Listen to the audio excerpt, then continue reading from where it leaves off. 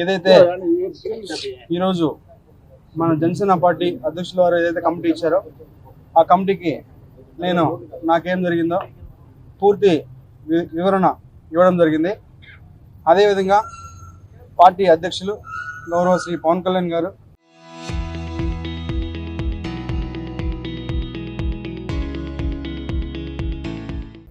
ఏదైతే రాష్ట్ర ఉప ముఖ్యమంత్రిగా ఉన్నారో ఆయన నిర్ణయం తీసుకుంటారు. ఆయన నిర్ణయం తీసుకున్న తర్వాత నేను మళ్ళీ మరొక మారి ప్రెస్ మీట్ పెట్టి ఇంకా పూర్తిగా క్లారిటీ ఇస్తా అని చెప్పి మీడియా మిత్రులందరికీ తెలియజేస్తాను. మరొకసారి ఇప్పుడు కావచ్చు, ముందు కావచ్చు, ఇప్పుడు కావచ్చు, ఇంకా ముందు కావచ్చు, లేకపోతే ఇంకా రాబోయే గంటలు కావచ్చు, రోజులు కావచ్చు, ఎన్ని కేసులైనా ఎదుర్కోవడానికి నేనున్నాను. నేను ఎదుర్కొంటా. వాళ్ళు 100 కేసులు పెట్టినా కూడా నేను వాళ్ళు క్లారిటీగా విత్ పిన్ టు పిన్ ఇప్పుడు ఏదైతే కమిటీకి ఇచ్చానో అదే విధంగా నేను మళ్ళా కోర్టుకు కావచ్చు, లేకపోతే ఇంకేదైనా కమిటీకి కావచ్చు, చట్టపరంగానే నిర్ణయాలు తీసుకోవాలని చెప్పి నేను ఈరోజు మీ మీడియా మిత్రులందరికీ తెలియజేస్తాను. ప్రజలకి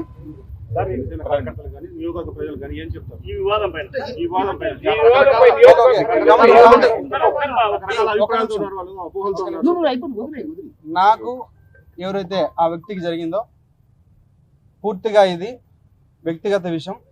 దయచేసి ఎవరు కూడా పార్టీలకి రుద్దొద్దు. ముఖ్యంగా జనసేన పార్టీ అనే పేరు ఎత్తకుండా వ్యక్తిగత జరిగిన విషయం కాబట్టి వ్యక్తిగతంగానే నేను కమిటీకి సబ్మిట్ చేశాను. కమిటీ ఏదైతే మన పార్టీకి చెప్తుందో అదే విధంగా పార్టీ కూడా నాకు చెప్తారో ఆ చెప్పిన విధానం తర్వాతే నేను ముందుకెళ్తాను. సరే, ఇది ప్రజాబాహుళ్యం కాదా? ఒక నిమిషం ఇది ప్రజాబాహుళ్యం కాదా?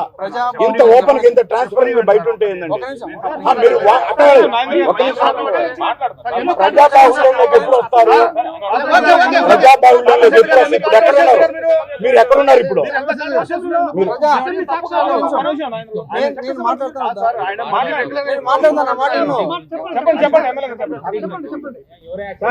ఎప్పుడైతే కమిటీ నుంచి పార్టీ నుంచి ఆదేశాలు వస్తాయో మరి అప్పుడే నేను ప్రజల్లోకి వస్తాను. నిజమా కాదని మీరు చూసారు. దానికి కూడా నేను కమిటీకి ఒక క్లారిటీ ఇచ్చాను, ప్రూఫ్స్ కూడా సబ్మిట్ చేశాను. కమిటీ ఏదైతే డెసిషన్ తీసుకున్న తర్వాతే మళ్ళీ నేను ఒకసారి ప్రెస్ మీట్ పెట్టి ప్రతి ఒక్క మీడియా మిత్రుడికి నేను విడమర్చి విత్ ప్రూఫ్స్ తో కూడా మళ్ళీ సబ్మిట్ చేస్తాను. చరిత్ర సృష్టించినోడు ఇప్పుడు ఆ చరిత్రని తిరగరాయబోతున్నాడు. అబద్ధాల గోడల్ని బద్దలు కొట్టి నిజాలను రాగా మీ ముందుంచబోతున్నాడు. నిజమైన వార్తల కోసం వెంటనే డౌన్లోడ్ చేసుకోండి రా యాప్ని.